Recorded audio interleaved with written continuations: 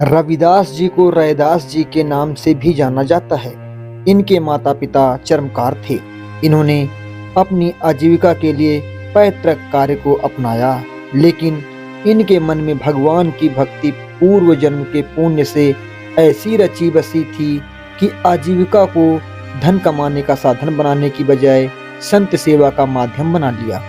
संत और फकीर जो भी इनके द्वार पर आते, उन्हें बिना पैसे लिए अपने हाथों से जूते पहनाते। इनके इस स्वभाव के कारण घर का खर्चा चलाना कठिन हो रहा था। इसलिए इनके पिता ने इन्हें घर से बाहर अलग रहने के लिए जमीन दे दिया।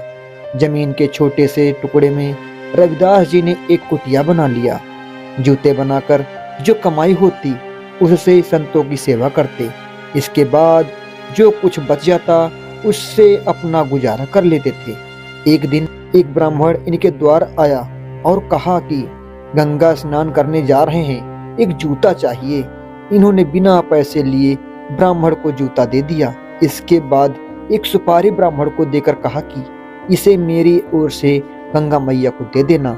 ब्राह्मण रविदास जी द्वारा दिया गया सुपारी लेकर गंगा स्नान करने चल पड़ा। गंगा स्नान करने के बाद गंगा मैया की पूजा की और जब चलने लगा तो अनमने मन से रविदास जी द्वारा दिया सुपारी गंगा में उछाल दिया। तभी एक चमत्कार हुआ। गंगा मैया प्रकट हो गई और रविदास जी द्वारा दिया गया सुपारी अपने हाथों में ले लिया। गंगा मैया ने एक सोने का कंगन ब्राह्मण को दिया और कहा कि इसे ले जाकर रविदास को दे देना। ब्राह्मण भाव विभोर होकर रविदास जी के पास आया और बोला कि आज तक गंगा मैया की पूजा मैंने की, लेकिन गंगा मैया के दर्शन कभी प्राप्त नहीं हुए।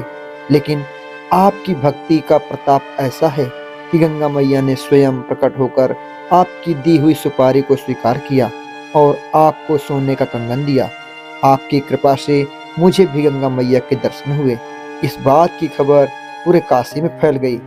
रविदास जी के विरोधियों ने इसे पाखंड बताया और कहा कि अगर रविदास जी सच्चे भक्त हैं तो दूसरा कंगन लाकर दिखाएं। विरोधियों के कटु वचन को सुनकर रविदास जी भक्ति में लीन होकर भजन करने लगे।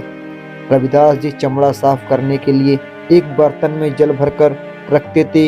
इस बर्तन में रखे जल से गंगा मैया प्रकट हुई और दूसरा कंगन रविदास जी को भेंट किया।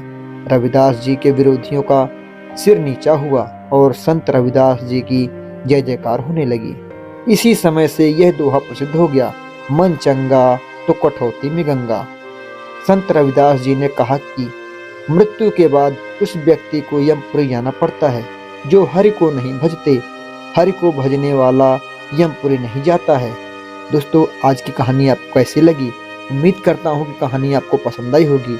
अगर कहानी अच्छी लगी तो वीडियो को लाइक करें, साथ ही हमारे चैनल को भी सब्सक्राइब करें।